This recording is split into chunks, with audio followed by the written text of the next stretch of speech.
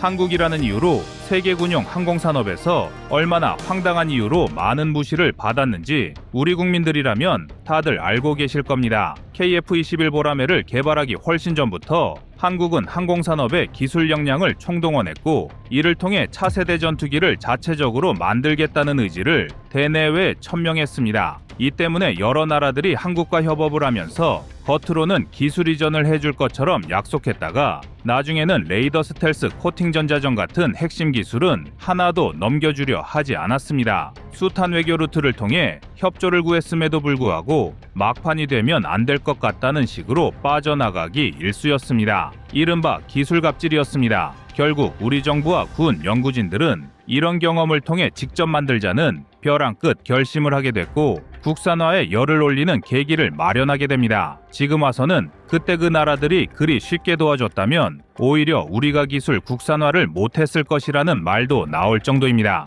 결과적으로 독자 기술을 확보했으니 전화위복이 된 측면도 없지 않다는 건데요. 그런데 최근 우리가 가진 이 강력한 기술들을 간절히 원하는 곳이 있습니다. 바로 중동 지역, 그 중에서도 사우디아라비아가 KF-21에 눈독을 들이고 있습니다. 그래서 준비했습니다. 오늘은 사우디아라비아의 KF-21 보라매 100대 수출 가능성에 대해서 알아보겠습니다.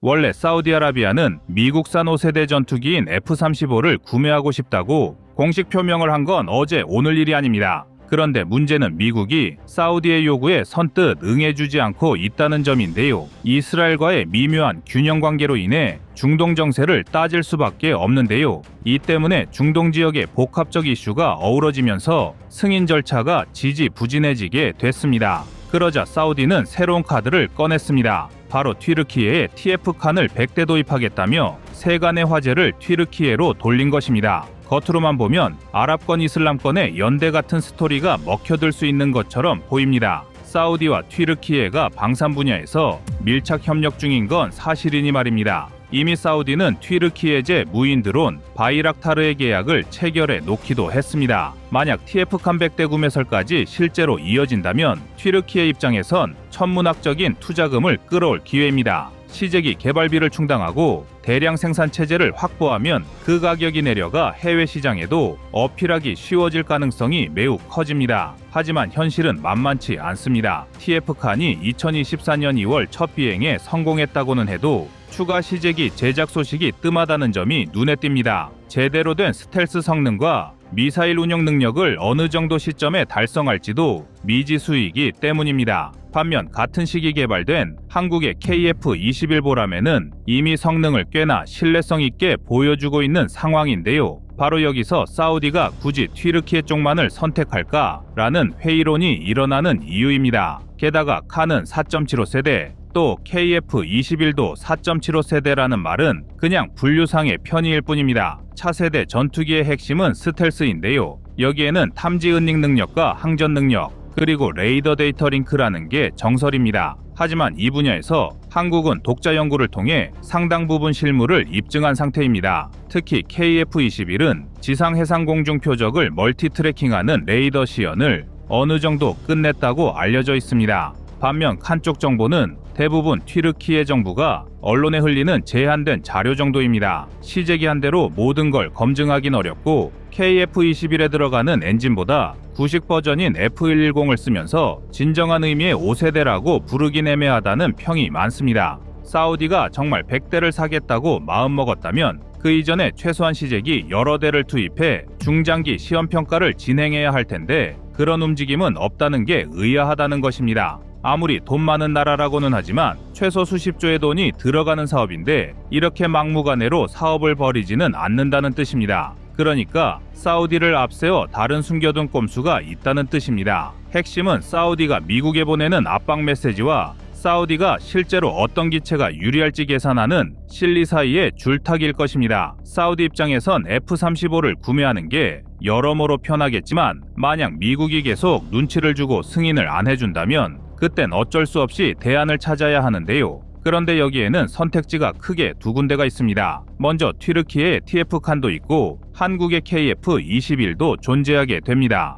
여기서 흥미로운 점은 아랍에미리트 역시 F-35 구매 계약을 중단한 후 KF-21 개발 참여 가능성을 검토하고 있다는 소문이 돌았다는 겁니다. UAE와 사우디아라비아는 깊은 군사동맹까지는 아니지만 중동 패권 구도에서 서로의 행보를 예의주시하는 사이입니다. 이 때문에 UAE가 KF-21에 관심을 보인다면 사우디가 가만히 있겠느냐는 추측이 당연히 나오는 이유이기도 한데요. 더구나 한국과의 방산협력은 이미 자주포, 전차, 훈련기 등 다양한 품목에서 꽤 괜찮다는 호평도 듣고 있는 상황이기 때문에 KF-21이 선택될 수 있다는 기대감도 상당히 높습니다. 그리고 누구보다 사우디가 중요시하는 건 기술 이전입니다. 우리가 100대를 사줄 테니 첨단 기술을 넘겨달라. 그리고 국내 생산 라인을 어느 정도 열어달라. 이런 구도를 만들면 사우디 자국 방위 산업을 한껏 끌어올릴 수 있습니다. 튀르키예도 이 점을 파악하고 있습니다. 그렇다면 이제 중요한 것은 정말 사우디가 정말 TF-칸 100대를 덜컥 계약할까?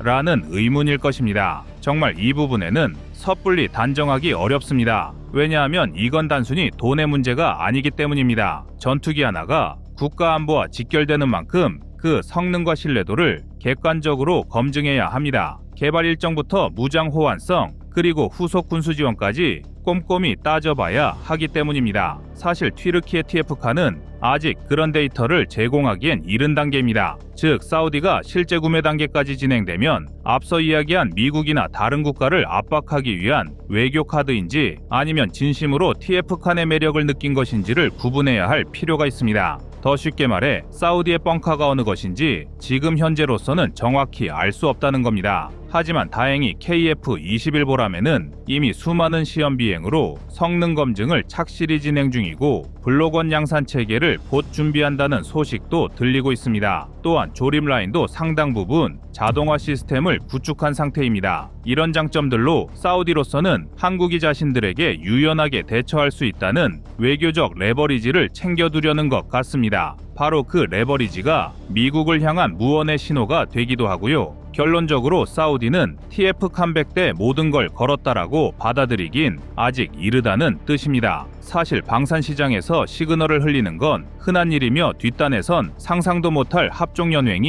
이루어지기도 합니다. 그러나 우리에게 중요한 건 이런 복잡한 지형 속에서도 KF-21의 잠재력이 재조명되고 있다는 사실입니다. 실제로 프랑스 군사 전문지에서도 KF-21이 라팔의 가장 강력한 경쟁자로 떠오를 것이라고 전망한 바 있습니다. 라팔은 이미 여러 국가에 수출된 베테랑 전투기지만 KF-21은 아직 신예이면서도 고성능을 지향한다는 점이 매력이라고 거론하고 있습니다. 물론 엔진이나 스텔스 성능, 완벽한 무장 통합 등 풀어야 할 과제도 있다고는 하지만 최소한 TF-칸과는 달리 개발이 진짜 진행 중이라며 자신들의 항공산업이 수년 이내 위기를 맞이할 것이라고 대비해야 한다고 보도합니다. 이번 포브스 기사는 어디까지나 추정일 뿐인 기사입니다. 하지만 사우디가 그 많은 돈을 어디에 어떻게 쓸 것인가는 사우디 왕실의 정치적 판단이 달린 문제일 것입니다. 사우디는 다른 국가들과 다르게 무기를 도입할 때 전투기 도입뿐만 아니라 파트너국에 대한 투자 무역, 외교적 우호관계를 패키지로 묶어서 결정되기도 하는 경우도 종종 있습니다. 우리 역시 인도네시아가 KF-21 분담금을 안 내서 애를 먹었던 기억이 있듯이 중동권 큰손들은 우리가 예상 못하는 돌발 변수를 일으킬 수 있습니다.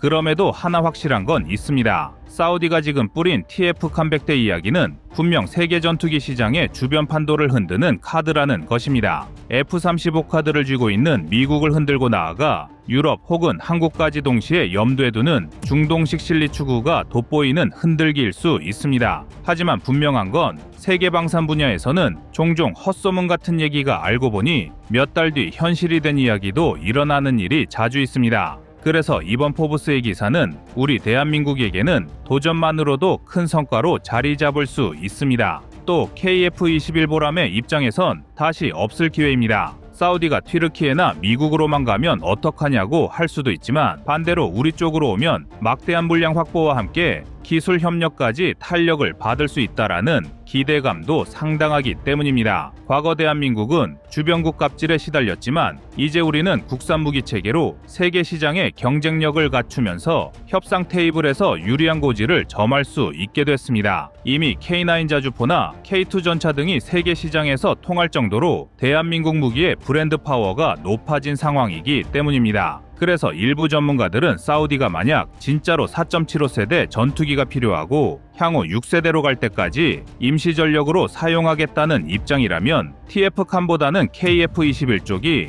훨씬 안정적이지 않겠느냐고 말하는 전문가도 있습니다. 결국 사우디가 노리는 건 2030년대 중반까지의 안보 공백을 효율적으로 메우고 2040년대쯤 6세대 전투기로 갈아탈 브리지 전투기를 어떻게 조달하느냐의 문제라는 것인데요.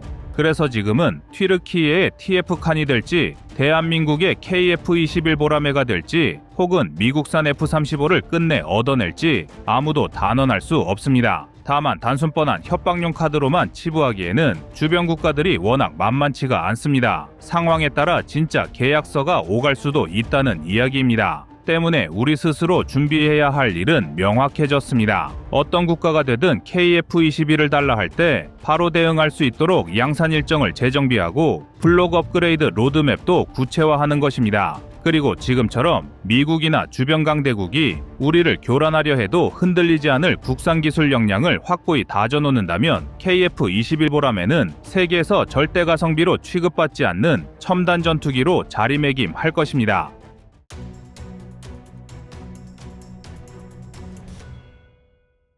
다음은 25년 1월 15일 KF-21 블록1 공대지 영상입니다. 현재 양산 중인 KF-21의 유일한 약점은 공대공 임무에 비해 공대지 임무 능력이 떨어진다는 것입니다. 한국은 KF-21을 개발하는 과정에서 우선 블록1은 공대공에 많은 비중을 할애하였으며 이후 블록2에서 공대지, 공대함 임무를 추가하는 방향으로 개발 순위를 정하였는데 이러한 결정은 일부에서 KF-21을 공격하는 먹잇감이 되기도 했습니다. 현대 전투기는 임무의 다목적성을 중요하게 여기는데 지상 공격이 제한되는 KF-21 블록1은 반쪽이나 다름없다는 주장이 나오기도 한 것인데요. 하지만 전투기의 공대지 능력을 장착하는 것은 생각보다 단순한 문제가 아닙니다. 전투기의 공대공과 공대지 능력은 레이더의 탐지, 식별, 추적 및 무기 통합에서 요구되는 기술의 범위와 복잡성이 현저히 차이가 나기 때문입니다. 먼저 공중과 지상은 전투기 레이더가 탐지해야 할 표적의 종류가 상당한 차이를 보입니다. 공중 표적은 적의 항공기, 무인기, 미사일 정도만 존재하기 때문에 레이더가 탐지해야 할 표적의 크기와 속도, 고도 등이 단순한 특성을 진여 표적을 추적하기에 쉽지만 지상은 각종 건물과 이동 차량, 위장 표적 등 크기와 모양, 배치가 다양하여 전투기 레이더의 탐지와 식별을 어렵게 만드는 경우가 많습니다. 또한 공중은 전투기 레이더의 전파를 방해하거나 교란하는 지형적 요소가 거의 없지만 지상은 산악지형이나 복잡한 도시 등으로 인해 레이더 신호에 대한 간섭과 반사 효과가 증가할 수 있으며 이러한 환경은 지상 표적의 탐지를 매우 어렵게 만드는 장애물입니다. 이 밖에도 지상에는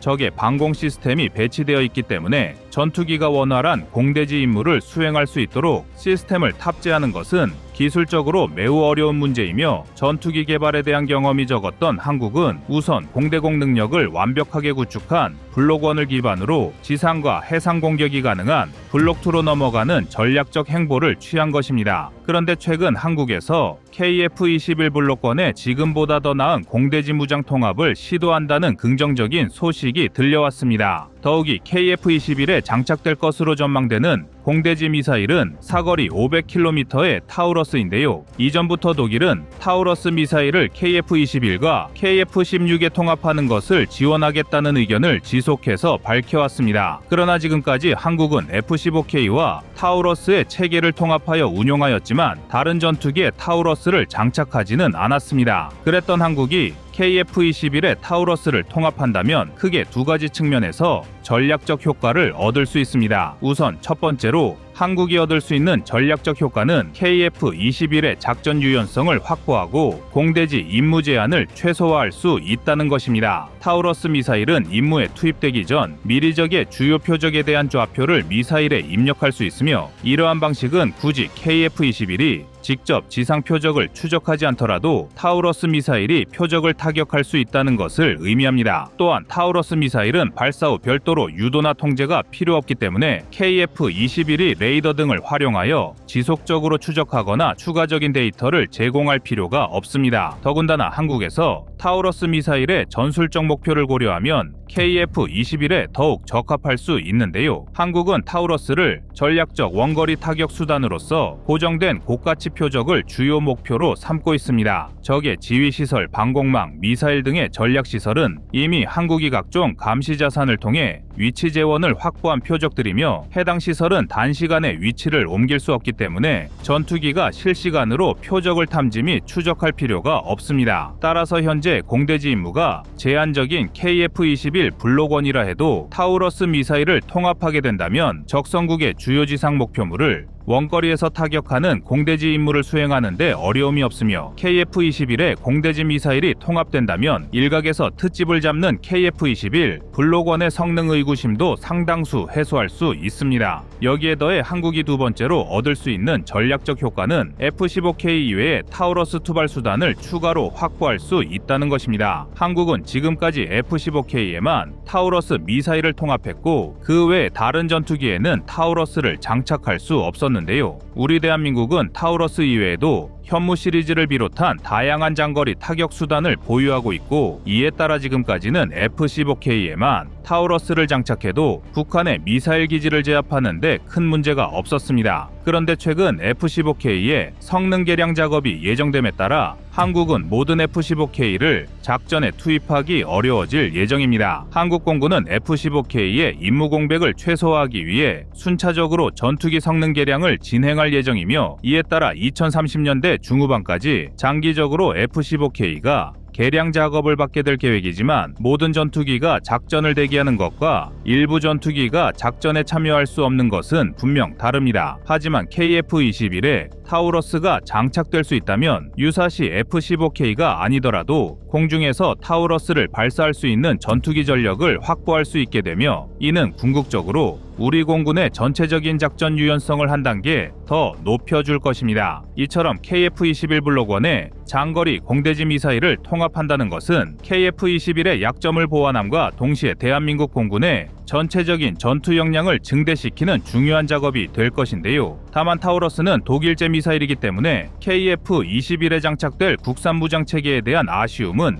여전히 남아 있습니다. 그렇지만 실망하실 필요는 없습니다. 한국은 KF-21의 무장 체계 국산화를 위해 다양한 유형의 미사일을 개발하고 있습니다. 더욱 놀라운 점은 KF-21에 장착될 국산 공대지 미사일은 마하5 이상의 극초음속 미사일이 될 것이란 사실입니다. 한국은 KF-21의 무장 탑재 중량을 고려할 때 사거리 500km 이상, 마하5 이상의 속도를 지닌 극초음속 미사일을 장착할 수 있다는 판단을 내렸고 이를 기반으로 극초음속 공대지 미사일을 개발하고 있으며 한국형 극초음속 미사일이 장착되면 KF-21은 서울 상공에서 1분 15초 만에 평양을 타격할 수 있습니다. 평균적으로 방공 시스템이 적성국의 장거리 미사일을 탐지하고 요격하기까지 걸리는 시간이 약 70초 내외라는 점을 고려할 때 75초 만에 평양을 타격할 수 있는 한국형 극초음속 미사일은 북한의 구식 방공망으로는 요격하는 것이 매우 어렵습니다. 또한 한국은 공대지 미사일 이외에도 공대공과 공대함 미사일 모두 국산 무장을 추가하기 위해 만반의 준비를 갖추고 있습니다. 현재 한국은 KF-21의 단거리 공대공 무장으로 유럽제 아이리스-T를 장착하고 있습니다. 아이리스-T는 러시아 우크라이나 전쟁에서 사용되며 실전에서 성능을 인정받았지만 2005년부터 실전 배치되었기 때문에 향후 미래 전장에서는 위력을 장담할 수 없다는 단점도 존재하는데요. 이 때문에 유럽도 이미 아이리스-T를 대체하기 위한 신형 미사일 개발에 착수한 상태입니다. 한국은 아이리스-T를 대체하기 위해 미사일 사업이 확정되기 이전부터 별도로 미사일의 탐색기와 데이터 링크 기술을 확보하고 있었으며 6,600억 원 이상의 예산이 투입될 예정입니다. 한국의 단거리 공대공 미사일은 미국의 AIM-9X 사이드와인더 최신형과 유사한 개념을 가질 것으로 예측되며 AIM-9X는 우수한 자동 추적 기능을 갖춰 가시거리 밖에서도 우수한 교전 능력을 보여주는 만큼 한국도 이와 유사한 수준의 공대공 미사일을 개발할 것으로 기대를 모으고 있습니다. 다만 일각에서는 다양한 무장 체계에 대한 통합 문제를 걱정하고 있습니다. 전투기 무장 통합은 레이더뿐만 아니라 전자, 광학 센서, 데이터 링크, 무장 조준 시스템 등 여러 시스템과의 완벽한 체계 통합과 균형이 중요합니다. 이 때문에 전투기 개발에서 가장 어려운 단계가 무장 통합이라 할 정도로 기술적 난이도가 높으며 들어가는 시간과 비용도 만만치 않습니다. 일례로 한국은 F-15K와 타우러스를 통합하는 데만 3년의 시간이 필요했으며 이것도 무장 통합 경험이 많은 미국제 전투기와 유럽제 미사일 간의 통합이었기 때문에 비교적 빠른 시일 안에 완료된 것입니다. 그렇기 때문에 일각에선 경험이 부족한 한국이 국산 전투기와 국산 무장을 통합하는데 어려움을 겪을 수 있다고 우려하는 것도 사실입니다. 또한 전투기 무장이란 미사일 자체를 개발하는 것 이외에도 충분한 수량의 비축 물량이 확보되어야만 제대로 된 전력을 갖췄다고 평가할 수 있는 만큼 한국은 지금보다 무장 체계 개발을 더욱 서둘러야 할 필요가 있습니다. KF-21은 이미 시제기의 테스트 비행만으로도 전 세계 군 전문가들이 4.5세대, 5세대 전투기 시장의 판도가 바뀔 것이란 전망을 내놓은 첨단 전투기입니다. 이러한 KF-21이 타우러스 통합을 시작으로 각종 무장 체계를 추가하고 공대공, 공대지 임무를 원활하게 수행하게 된다면 한국은 전투기 분야에서도 세계적인 수준의 역량을 보여줄 것입니다. 이상 꺼리튜브였습니다.